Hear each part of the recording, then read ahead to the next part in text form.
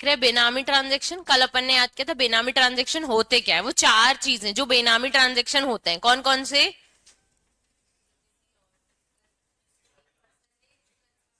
Property is held by one, consideration is paid by another. दूसरा point इसमें क्या था? For the benefit of the person who has paid the consideration. इसके चार exception थे इसी पॉइंट के। पहला वाला कर्ता वाला, दूसरा वाला इसी में एचयूएफ था, दूसरा वाला स्पाउस, तीसरा वाला फ्यूडिशरी कैपेसिटी और लास्ट वाला ब्रदर सिस्टर वाला। ठीक है। बी बी पॉइंट क्या था? कौन से बेनामी ट्रांजेक्शन होते हैं? फिक्टिशियस नेम पे होते हैं। तीसरा वाला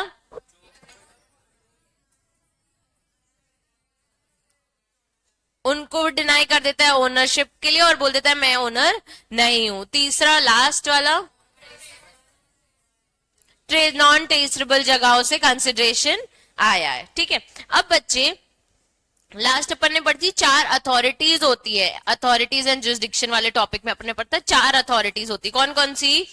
initiating officer, appropriating authority, administrator और एजुकेटिंग अथॉरिटी। ठीक है। इसके बाद अपन को टॉपिक देखना था notice and attachment of the property involve in the benami. Notice मतलब जनरल प्रोसीजर समझा रहा है कि भैया अगर पता चला कि तूने बेनामी ट्रांजेक्शन किया है, तो जैसे अपन ने चंदू और सिड का एग्जाम्पल देखा था ना, तो चंदू को गया है क्या? नोटिस, और उसकी प्रॉपर्टी क्या हो जाएगी? अटैच। अटैच यानी 4 फीट सीज हो जाएगी, बेसिकली 4 फीट हो जाएगी, सीज कर लेंगे हम थोड़े टाइम के लिए। उसके बाद उसके अगेंस्ट इंस्पेक्शन इन्वेस्टिगेशन करेंगे, पता करेंगे कि बेनामी है कि फेयर प्रॉपर्टी है, और उसके बाद हम कॉन्फिस्केशन और उस टॉपिक पे आएंगे। इसको अपन शॉर्ट में देखते हैं। सबसे पहले पॉइंट देखो क्या लिखा है, इशूइंग नोटिस। एक मिनट, सबसे पहले क्या लिखा है? Issuing notice. जो इनिशिएटिंग ऑफिसर है, चार लोग पढ़े थे ना, initiating officer, approving officer, administrator और, तो सबसे पहले इनिशिएटिंग ऑफिसर। इनिशिएटिंग ऑफिसर होते कौन है? असिस्टेंट या फिर डेप्यूटी कमिश्नर होते हैं। वो अगर उनको बिलीव होता है या उनको कहीं से इंफॉर्मेशन आती है कि कोई एक प्रॉपर्टी क्या है, बेनामी है, और वो एक बंदे के पास है जो कौन है? बेमिंदार। ठीक है। He must record the reason in writing and issue a notice asking the person explaining why the property should not be treated a benami. ठीक है। तो सामने वाले को क्या जाएगा? नोटिस की बताओ इसको हम बेनामी क्यों ना कहें। ठीक है। अब notice to the beneficial owner, मतलब जिसने अपने लिए खरीदी थी प्रॉपर्टी, उसको भी नोटिस जाएगा द रियल ओनर को कि भाई तूने कंसिडरेशन पे किया था, अपने दोस्त के नाम पे प्रॉपर्टी रखा हुआ है, तो तेरे को भी मैं नोटिस भेजता हूं, बताओ कि क्यों हमने ये प्रॉपर्टी को बेनामी नहीं कहलाना है। ठीक है। उसके बाद प्रोविजनल अटैचमेंट। अब आप लोग समझते हो प्रोविजंस ऑफ टैक्सेशन बनाते हो, यानी कि अभी सोच रहे हो कि इसको हम बना के रख लेते। तो प्रोविजनल यानी कुछ टाइम के लिए, प्रोविजनल यानी क्या? तो टाइम।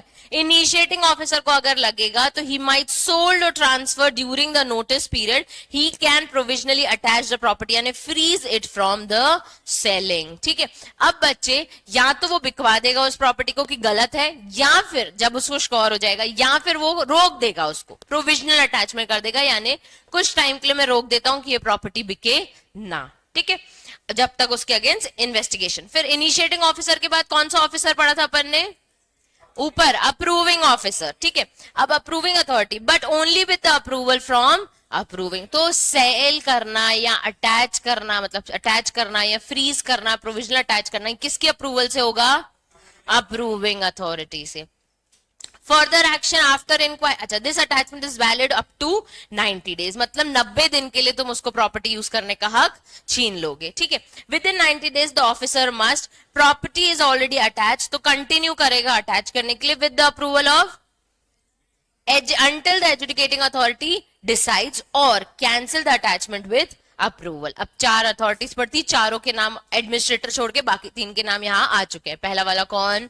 इनिशिएटिंग। इनिशिएटिंग ऑफिसर क्या करता है? नोटिस भेजता है। ठीक है। यही इनिशिएटिंग ऑफिसर अगर इस प्रॉपर्टी को प्रोविजनली अटैच करेगा, बेचने से रोकेगा जब तक इन्वेस्टिगेशन चल रहा है, ये किसकी अप्रूवल से करेगा? वो अप्रूविंग अथॉरिटी से। उसके बाद जब हो जाते हैं ये सब काम, वो 90 दिन के लिए करेगा। 90 दिन हो जाने के बाद उसको प्रॉपर्टी बेचनी है या वापस दे देनी है, ये किसके अप्रूवल से आएगा?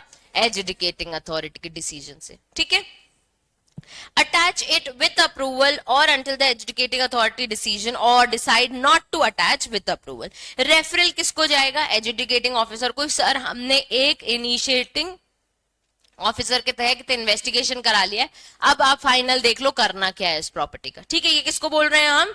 एजुडिकेटिंग ऑफिसर को। द ऑफिसर कंटिन्यूज और initiate the attachment, he must prepare a statement of the case, refer it to the adjudicating authority within 15 days of the attachment. नहीं, एडमिनिस्ट्रेटर प्रॉपर्टी के साथ तब खेलता है जब प्रॉपर्टी अब फाइनली अटैच हो जाएगी। ठीक है, अभी आएगा एडमिनिस्ट्रेटर का भी नाम।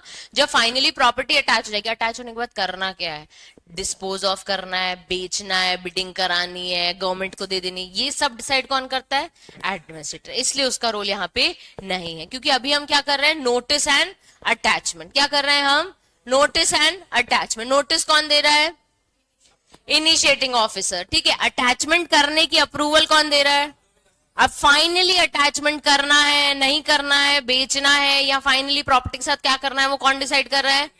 अब एजुडिकेटिंग जब ऑर्डर दे देता है तो ये सब प्रॉपर्टी के साथ करेगा कौन? एडमिनिस्ट्रेटर, जब वो आएगा। क्लियर है सबको? चलो इसका यहां से फोटो ले लो इस टॉपिक का, सेक्शन 24। फोन यहां है क्या तेरा कीर्ति? ओके, एक मिनट, हाँ थोड़ा सा ऊपर कर देते हैं। फोन नहीं है? फोन ही नहीं है? हाँ वो ठीक है। मेमोरी ज्यादा है क्या? कम है तो अच्छी नहीं आती? किससे डिस्ट्रैक्ट होते हो?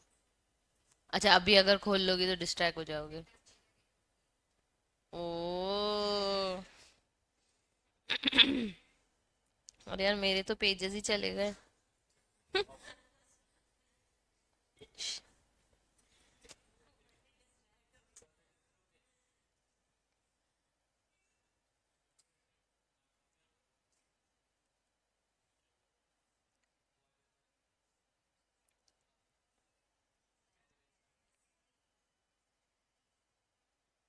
क्या बोल रही है?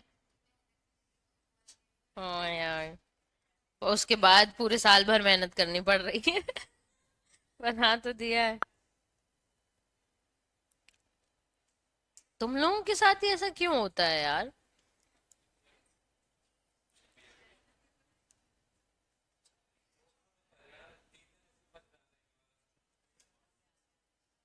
अरे वो आ गया, यही जो जो पढ़ाना है वही नहीं आ रहा ना। इस वीक बस खत्म हो जाए, मंडे तक आ ही जाएगा ना।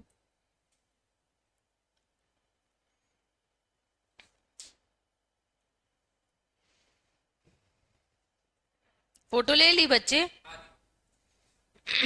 चलो अब बस मार्क करो इसमें, उसमें फोटो ले ली ना, पर नोट डाउन कर लेना। ठीक है, वो इजी वे है पढ़ने के लिए। इसमें मार्क करो। सबसे पहले अगर नोटिस और अटैचमेंट होना है तो फिर इनिशिएटिंग ऑफिसर, मैं मार्क कर रही हूँ, मेरे साथ करना। ठीक है, एक मिनट। सबसे पहले कौन आ रहा है? Initiating officer. मटेरियल पोजेशन के हिसाब से रीजन टू बिलीव की बेनदार वाली प्रॉपर्टी है, रिकॉर्ड इन राइटिंग करेगा और नोटिस दे देगा why the property should not be treated as benami property. Copy of the notice किसको जाएगा? जो बेनिफिशियल ओनर। ये अपन ने पढ़ लिया था। चलो, सब सेक्शन 3 कह रहा है ये सारा काम इनिशिएटिंग ऑफिसर को अगर ओपिनियन है कि मैं पोजेशन ऑफ प्रॉपर्टी रख लेता हूं, एलिनेट यानी ट्रांसफर या अटैचमेंट, ही में प्रीवियस अप्रूवल किससे ले लेगा? अप्रूविंग अथॉरिटी से। उसके बाद अटैच कर लेगा उसको, कैसे?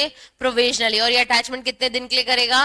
वहां लिख लो 90 डेज। ठीक है, उसके बाद फिर और सब सेक्शन 4 अमेंडमेंट करके उन्होंने दिया है कि कंटिन्यू करेगा या तो प्रोविजनल अटैचमेंट अप्रूविंग अथॉरिटी से पूछ के, या फिर एजुडिकेटिंग ऑर्डर तब तक नहीं दे देता, फाइनल ऑर्डर तब तक वो कंटिन्यू करेगा। उसके बाद provision has not been made, अगर provision pass an order of attaching a property with the prior approval of approvant till the passing of order made by the adjudicating or decide not to attach, जब तक prior approval नहीं आ जाता adjudicating authority से। इसमें थोड़ा सा confuse वे में, उसमें और क्लैरिटी से दिया हुआ है। ठीक है, अब manner of service of notice, मतलब ये नोटिस किस तरीके से भेजोगे आप? पोस्ट से भेजोगे, रजिस्टर्ड पोस्ट से भेजोगे, ईमेल से भेजोगे, वो सारी कहानी है। ठीक है, अब कह रहा है कि भैया बाय पोस्ट दे दो, या जैसा समन होता है सिविल कोर्ट में वैसा आप नोटिस दे दो। कैसे दे दो नोटिस? बाय पोस्ट, या फिर जैसे सिविल कोर्ट में जैसे समन होता है वैसे दे दो। अब सब सेक्शन 2 कह रहा है provide that any notice referred in above may be the address individual के केस में किसके एड्रेस में जाएगा? इंडिविजुअल। क्या हो गया जयश्री, क्यों हंसी आ रही? तुम फिर संगत रोज बदल देती है ये। आगे बैठो, खिसकना। आजा आगे आजा। वहां से चालू किया था इसने, वहां से यहाँ, यहाँ से वहां, वहां से वहां। आज नहीं आई ना लेकिन। अच्छा, आएगी आगे। आजा। इंडिविजुअल के केस में किसके एड्रेस में जाएगा? इंडिविजुअल। फर्म के केस में किसको जाएगा? मैनेजिंग पार्टनर या फिर मैनेजर। एचयूएफ के केस में किस में जाएगा? कर्ता और एनी मेंबर। कंपनी के केस में किसको जाएगा? Principal officer. एसोसिएशन या बॉडी ऑफ इंडिविजुअल में प्रिंसिपल ऑफिसर या फिर मेंबर। और कोई और अदर पर्सन है तो जो भी मैनेजर कंट्रोल कर रहा है अफेयर्स, उसको ये चला जाएगा नोटिस। नहीं, promoter, share main share holder. देखो, इंडिविजुअल यानी इंडिविजुअल में किसके एड्रेस को? इंडिविजुअल। फर्म के मैनेजिंग पार्टनर और मैनेजर। एचयूएफ में कर्ता और एनी मेंबर। कंपनी के केस में प्रिंसिपल ऑफिसर। अदर एसोसिएशन और बॉडी ऑफ इंडिविजुअल में भी प्रिंसिपल ऑफिसर और मेंबर। और फिर अदर पर्सन में जो भी मैनेज कंट्रोल का। इसको एज इट इज ऐसे ही लिखना है, इंपॉर्टेंट मार्क करो, ये क्वेश्चन आ जाता है सर्विस ऑफ नोटिस। ठीक है, तो कंपनी के केस में सीएस डायरेक्टर प्रमोटर मत लिखना, कंपनी के केस में क्या लिखोगे? Principal of. सबको समझ आ गया? अब एजुकेशन ऑफ बेनामी प्रॉपर्टी। अब फाइनली जब आ जाता है तो एजुकेटिंग अथॉरिटी क्या करेगा? नोटिस इशू करेगा to furnish such documents, particulars and evidences. मतलब कि इनिशिएटिंग ऑफिसर ने इनिशिएट किया, अप्रूव करके अटैच किया, फाइनली सारी किताबें किसके पास गई? Educating authority. एजुकेटिंग अथॉरिटी यानी जज समझो, ठीक है, वो ऑफिसर जो प्रोसीडिंग्स देख रहा है। अब जो प्रोसीडिंग्स देख रहा है वो सबसे पहले क्या मानेगा? एविडेंसेस, डॉक्यूमेंट्स, इंफॉर्मेशन, विटनेस, वो सारे लोग। तो वो कह रहा है कि सबसे पहले किन किन लोगों को ये नोटिस भेज, किन किन लोगों से डॉक्यूमेंट्स मांगेगा? The person as specified is benamidar, यानी सिड को बोलेगा। Any person referred to as beneficial owner therein as identified as such. इसके अलावा भी कोई और बेनिफिशियल ओनर है तो वो, यानी चंदू। ठीक है, समझ आ रहा है सबको? पहले सिड, फिर चंदू, उसके बाद any interested party including a banking company, तो उसको भी भेजेगा। और any person has made a claim in respect of a such property, मतलब जो कह रहा है कि मैं इस प्रॉपर्टी का ओनर हूं, उसको। अब सपोज कैफे किसने खोला था? चंदू ने। किसके नाम पे खोला था? सिड के नाम पे। सिड ने क्या किया? प्रॉपर्टी बेच दी। बेच सकता है क्या? लेकिन अपन ने कल ही पढ़ा था कि अगर बेच दी तो वो कुछ कह नहीं पाएगा, क्लेम नहीं कर पाएगा, है ना? तो समोज सिड ने प्रॉपर्टी बेच दी। हाँ हाँ, मैं इसका ओनर हूं, ले लो कैफे। थोड़े दिनों बाद चंदू आ रहा है और देख रहा है अरे मेरा कैफे तो बिक चुका है। अब जिसने खरीदा है उसने गुड फेथ में खरीदा है, ठीक है, उसको नहीं पता था चंदू की प्रॉपर्टी, पैसे इसने दिए, फलाना वलाना। उसने बस देखा कि पेपर्स में किसका नाम है? सिड का। उस डील कर ली और प्रॉपर्टी खरीद ली। उस बेचारी कोई गलती है क्या? नहीं। तो वो भी अगर रो रहा है कि ये प्रॉपर्टी मेरी है जज साहब, बेनामी प्रॉपर्टी नहीं है, मैंने तो फेयर मैनर में खरीदी, तो उसको भी नोटिस जाएगा, भाई तू भी आ जा, प्रोड्यूस कर ले सारे एविडेंसेस, डॉक्यूमेंट्स और इन्फॉर्मेशन। समझ आया? तो किन चार लोगों को नोटिस जा रहा है बाय एजुकेटिंग अथॉरिटी? बेमिंदार को, बेनिफिशियल ओनर को, बैंकिंग कंपनी, मतलब any other party including banking company, और फिर any other person who is claims to be the, claims कुछ भी प्रॉपर्टी में, कोई भी ओनर ऑफ द प्रॉपर्टी, या फिर क्लेम्स टू कि भाई मेरा प्रॉपर्टी में कुछ ना कुछ हिस्सा है। ठीक है, इन सबको क्या चला जाएगा? नोटिस। देखो, एजुकेटिंग ऑफिसर 3 दिन में of receiving a reference, educating must issue a notice. ठीक है, the person receiving the notice, उनके पास कितने दिन है? 30 days टू रिस्पॉन्ड। अगर जॉइंट प्रॉपर्टी होल्डर्स है तो सारे ओनर्स को नोटिस जाना चाहिए। ठीक है, however the notice is serve to only one owner, तो भी वो क्या है? वैलिड है। ठीक है, still valid even other didn't received it. ठीक है, समझ आ रहा है? नोटिस कहां कहां कैसे कैसे जाएगा वो बता रही हूं। ठीक है, एजुकेटिंग ऑफिसर कितने दिन में नोटिस भेज देगा? 30 दिन में। सामने वाले के पास कितने दिन का टाइम है? 30 days। जॉइंट ओनर्स हैं तो सबको नोटिस जाएगा, हाँ, लेकिन एक को गया तो वैलिड है, हाँ। Decision powers, authority will review replies, conduct inquiries and collect evidence, provide an opportunity of being heard, किस किस को, बेमिंदार को, इनिशिएटिंग ऑफिसर और क्लेम डोनर, सबको एक एक अपॉर्चुनिटी बोलने का मौका मिलेगा। फिर क्या आ जाएगा, फाइनल ऑर्डर, या तो रिवोक कर लेंगे हम अटैचमेंट, इफ नॉट रिवोक वापस दे देंगे, या फिर हम अटैचमेंट को क्या कर देंगे, कंफर्म कि बेनामी है, अब हम प्रॉपर्टी क्या अपने पास रखेंगे।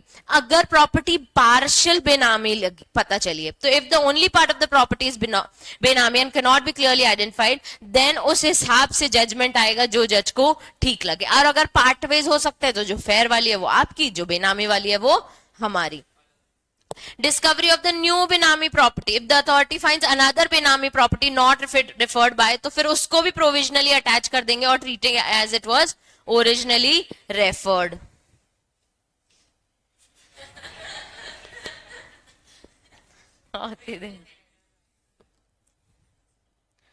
अरे यार, नहीं, कल जो उसने किया था आज मैं ट्राई करती।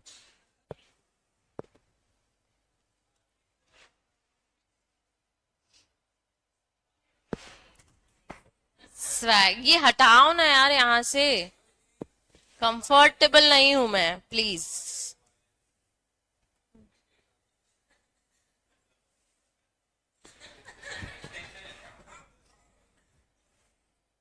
बोलना पड़ेगा नहीं, ये कंफर्टेबल नहीं है, very distracting, just like Kirti's phone.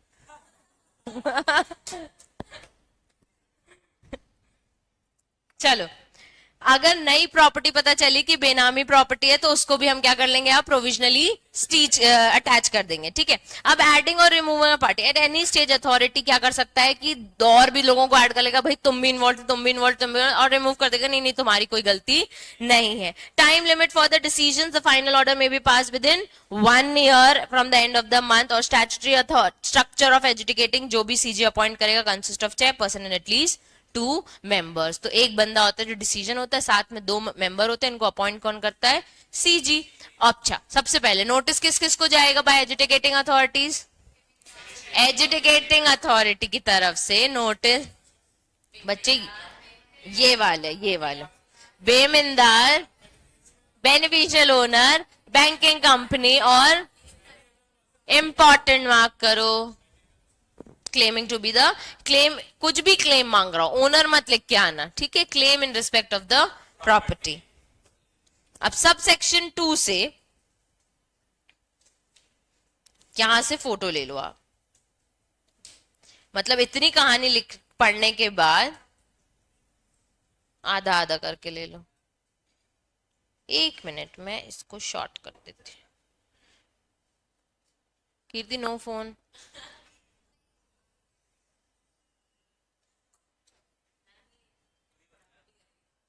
कर दूं,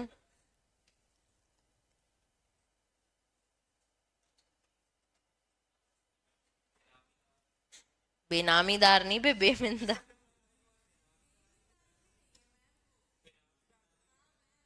यार बोलते तो बेमिंदार है लेकिन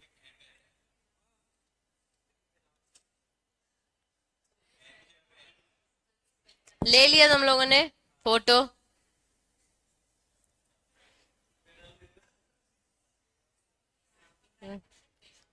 बेनामीदार। चलो,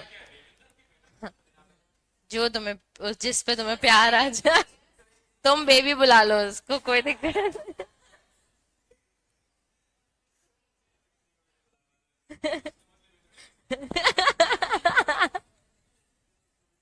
तुम खुश हो जाओ ना, मैं तो तुम्हें सिर्फ खुशी दे रही हूँ, खुश हो जाओ। मैच सिड को अब हम बेबी बोलने वाले हैं, नहीं?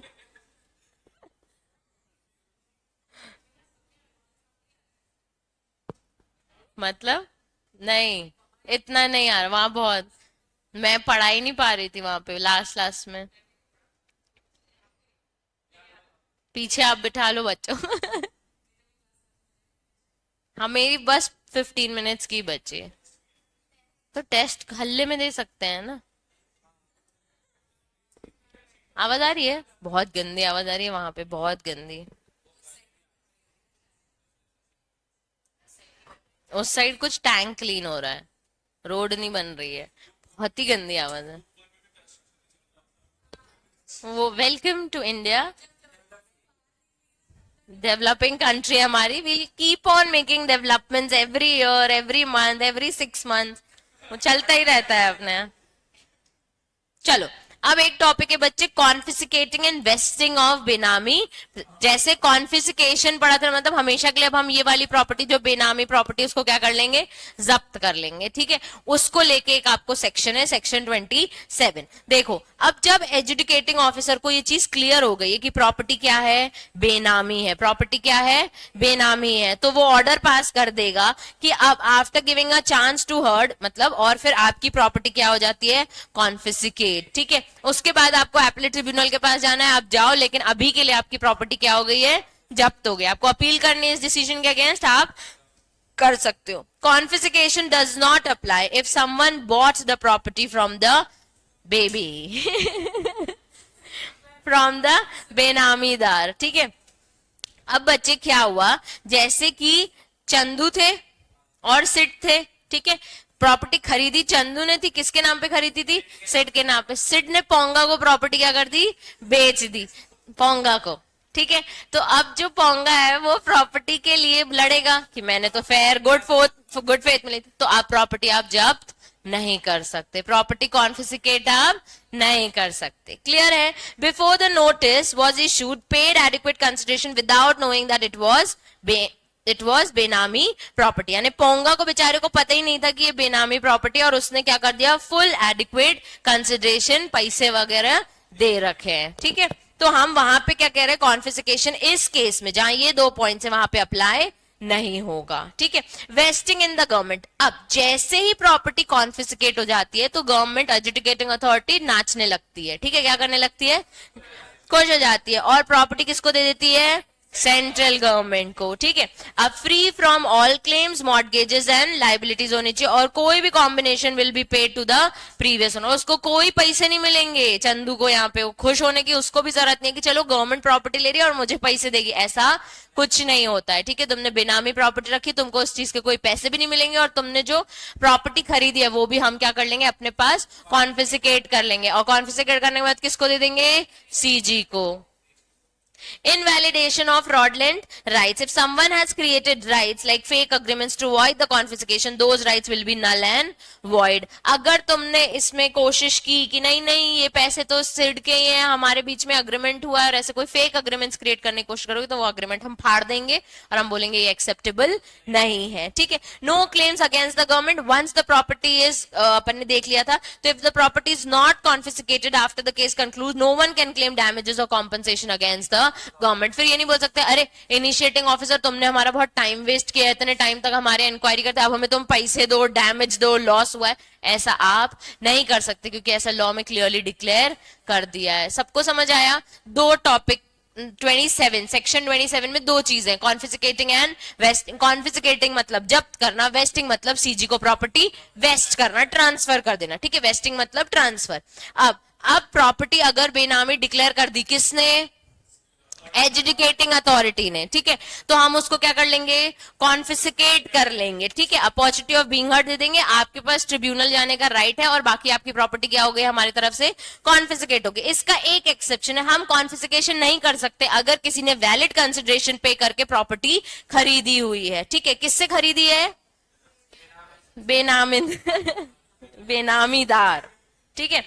अब बच्चे एडुकेट कंसिडरेशन उसने पे किया, अब जैसे ही कॉन्फिस्केशन हो गई तो प्रॉपर्टी किसको चली गई, सीजी को। इसमें कोई भी क्लेम मॉर्टगेज नहीं होना चाहिए, और सामने वाले को जो मेन बेनिफिशियल होना था उसको कोई भी कॉम्पनसेशन भी नहीं मिलेगा, ठीक है। फ्रॉडलेंट राइट्स, फेक अग्रीमेंट्स करने की भी कोशिश की तो हम एक्सेप्ट नहीं करेंगे, नल एंड वॉइड कर देंगे। इसका भी बच्चे फोटो ले ले और ये पॉइंट्स में लिख दें तो आपके लिए याद करना बहुत इजी, इंपॉर्टेंट मार्क करो, क्वेश्चन आता है सेक्शन 27 पे। Photo, okay.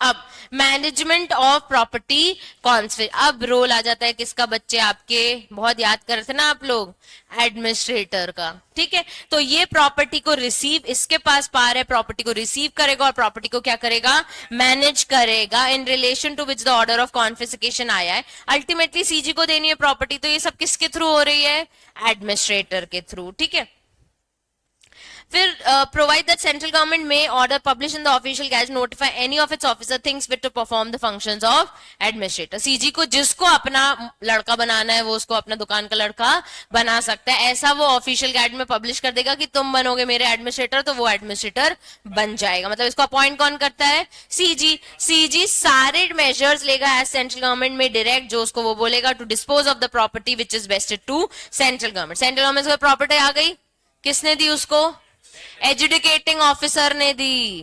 वेस्ट किसने करी थी सीजी को, एजुकेटिंग ऑफिसर ने। सीजी ने क्या किया, अपने लिए एक दुकान का लड़का बुलाया जिसको नाम क्या दिया, एडमिनिस्ट्रेटर, और उसको बोला भैया इस प्रॉपर्टी को डिस्पोज करो, इसको बेचो, इसके साथ खेलो, इधर मेरा फार्म हाउस बनाओ, जो भी वो उसको बोलेगा वो उसको एडमिनिस्ट्रेटर को करना पड़ेगा। हाँ, तो गवर्नमेंट को फार्म हाउस की जरूरत नहीं पड़ सकती क्या। पोजेशन ऑफ द प्रॉपर्टी, ठीक है, section 29 relates to the possession of the property. Administrator shall proceed to take the possession of such property. जैसे ही एजुकेटिंग ऑफिसर ऑर्डर देता है भैया प्रॉपर्टी किसको चली गई है, सीजी को, सीजी किसको अपॉइंट करता है, एडमिनिस्ट्रेटर को। एडमिनिस्ट्रेटर के पास प्रॉपर्टी का क्या आ जाता है, कंप्लीट पोजेशन। ओनरशिप तो सीजी के पास है लेकिन इसके पास क्या आ जाता है, पोजेशन। अब administrator notice in writing order with in 7 days the service of the notice to any person who may be in the possession of the benami property to surrender and deliver the possession। तो अब सिड बेचारे को notice आएगा भैया cafe हमारे नाम कर दो। ठीक है, अगर अदर कंप्लायंस नहीं, in the event of non compliance, मतलब कंप्लायंस नहीं किया तो जाके क्या करेगा, वारंट ले जाएगा और इमीडिएट पोजेशन उससे लेगा। खाली करो कैफे, सिड को निकाल देगा और इमीडिएट पोजेशन ले लेगा। नोटिस तुमने नहीं माना तो अब हम तुम्हारी प्रॉपर्टी उससे में जाके जब्त करेंगे। ठीक है, उसको बोला पिज्जा लेके बाहर जाओ। ठीक है, तो forcefully taking over the possession, तो बिल्कुल फोर्सली उससे हम ले लेंगे। ठीक है, क्लियर हुआ सबको। एक मिनट, चलो एपलेट ट्रिब्यूनल। अब एजुकेटिंग ऑफिसर से खुश नहीं है तो किसके पास जाएंगे बच्चे, एपलेट ट्रिब्यूनल। बस मार्क करो कि इस एक्ट के अंदर एक एपलेट ट्रिब्यूनल स्टैब्लिश होगी और ये एपलेट ट्रिब्यूनल कौन से प्रोसीजर्स फॉलो करेगा, प्रिंसिपल्स ऑफ नेचुरल जस्टिस, और अपने ओन प्रोसीजर बना सकता है। फिर अल्टीमेटली एपलेट ट्रिब्यूनल से भी खुश नहीं है तो किसके पास जाएंगे, हाई कोर्ट के पास। बस मार्क करो, any party aggrieved file an appeal to high court, aggrieved from appellate tribunal. कितने दिन में बच्चे वहां लिखो, विद इन 60 days। हाईकोर्ट क्या करेगा, इस अपील को एंटरटेन करेगा और एक्सटेंशन भी दे सकता है अगर क्या है, सफिशिएंट कॉज है। ठीक है, high court substantial question of law होता है तो ही एंटरटेन करता है। अगर फैक्ट्स में किसी को कोई डाउट है तो अपील में नहीं सुनते हैं, क्वेश्चन ऑफ लॉ होना चाहिए। ठीक है, उसके बाद appeal shall be heard only on the question formulated by the respondent at the hearing of the appeal and also argue on the date that the case does not involve such question। जिस बात पे आपकी last hearing and होती ना उसी बात पे ही appeal में कंटिन्यू होता है और कुछ नहीं नया होता। ठीक है, ये देखो अपील के पॉइंट्स देखो, appeal shall be filed within 60 days। Appeal में अलाउ आफ्टर 60 days अगर क्या है उसके पास sufficient court. High court formulate क्या करेगा, substantial question of law. Appeal will be heard only on formulated questions but respondent can argue otherwise. उसके बाद high court also hear substantial question of law not initially formulated. बीच में अगर कोई question of law नए भी आ रहे हैं तो वो भी हम सुन लेंगे। उसके बाद pass a judgment with reasons and may award cost and decide issues not determined wrongly or determined by the tribunal। CPC provisions on appeal apply as far as relevant। तो वो समनिंग एग्जामिनिंग वो सारे procedures इस पे apply हो जाते हैं high court पे भी। ऐसे ही स्पेशल कोर्ट बना देगा कौन, सीजी। ठीक है, जिसको हम क्या बोलते हैं, court of session. Court of session किसके कोर्ट होते हैं, क्रिमिनल के, ठीक है। फॉर बेनामी cases with chief justice consultation से बना लेगा स्पेशल कोर्ट। स्पेशल कोर्ट इन्हीं इसी के रिलेटेड जैसे ऑफेंसेस का ट्रायल करेंगे। ट्रायल मतलब प्रोसीडिंग्स, हियरिंग सुनेंगे। फिर कॉग्निजेंस ऑफ द ऑफेंस मतलब इन ऑफेंसेस को एंटरटेन करेगा only on written complaint by the authorized authorities और ऑफिसर। ट्रायल जितनी जल्दी हो सके उतनी जल्दी होना चाहिए, 6 महीने तक तो खत्म हो ही जाना चाहिए, ठीक है। इन दोनों के पॉइंट से बढ़िया उतने पॉइंट्स आपने याद किया और एज इट इज करके आंसर लिखा तो भी चेकर खुश हो जाएगा, ठीक है। वैसे इतने इंपॉर्टेंट टॉपिक्स नहीं है ये, पर आप इसमें से लिख लो और ये पॉइंट्स लिख लो तो आपके लिए हमेशा के लिए इजी हो जाएगा। क्लियर है सबको? अब ऑफेंसेस एंड प्रोसिक्यूशन मतलब क्या हो गई? पेनाल्टी, ठीक है। Offence if anyone enters into a benami transaction defeat the law and avoid statutory और इवेड। ऑफेंस सबसे पहले क्या होता है, लोग क्या कर रहे हैं? बेनामी ट्रांजैक्शन, मतलब आपने बेनामी ट्रांजैक्शन किया तो वो क्या है? एक ऑफेंस है। बेनिफिशियल ओनर भी गिल्टी होगा। कल मुझसे किसी ने पूछा था ना किसको पेनाल्टी लगेगी? हाँ देख, बेनिफिशियल ओनर को लगेगी, बेनामीदार को भी लगेगी और एनीवन हु अबेट्स और इंड्यूसेस द ट्रांजैक्शन, जिसने इसमें इन्वॉल्वमेंट भी हुआ होगा उस सबको भी पेनाल्टी लगेगी। उसके बाद पनिशमेंट है कितनी? 1 ईयर से 7 years, fine up to 25% of the fair market. तो अपन ऊपर भी पढ़ चुके हैं। अगर आपने फॉल्स इंफॉर्मेशन और डॉक्यूमेंट्स दिए तो पेनाल्टी कितनी लगेगी? 6 मंथ्स। कहां तक जाएगी? 5% and fine up to 10% of the fair market value. और अगर प्रीवियस सेंक्शन है तो ये तो छोड़ दो, no prosecution against without prior sanction, ठीक है। उसके बाद offenses by the part companies, तो कंपनी अगर ऑफेंस कर तो कंपनी को भी पेनाल्टी लगती है और ऑफिसर इन डिफॉल्ट को भी लगती है। तो वही चीज लिखा है, person in charge and company itself are deemed to be guilty, ठीक है। इसमें ना मैं मेन चीज हाईलाइट कर रही हूँ तो वो उसके बाद फोटो लेना।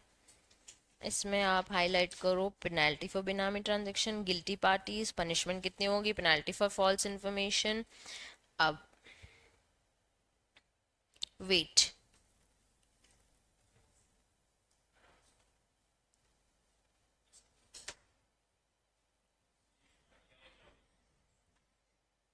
आई टोल्ड यू टू वेट। चलो अब ले लो।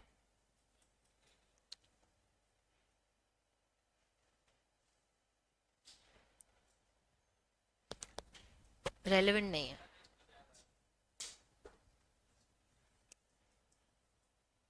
क्या मस्त बनाया है मैंने।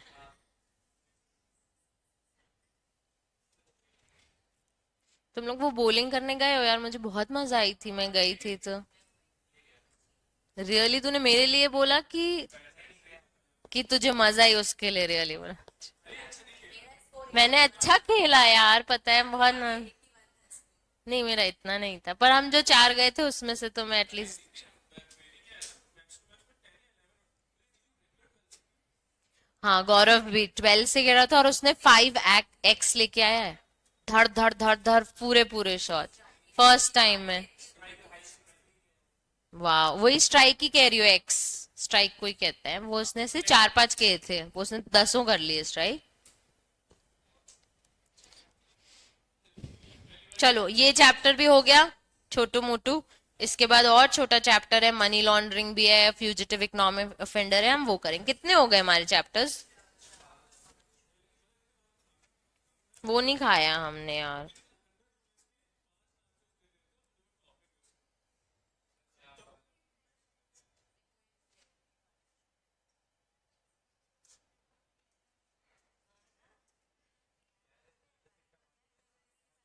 ये हो गया, ये हो गया। अच्छा अभी कंज्यूमर भी तो करना है, तो पहले कंज्यूमर करेंगे अब हम। नहीं कल से। आ, नहीं कल कल कल अभी फ्राइडे सैटरडे क्लास लगेगी ना।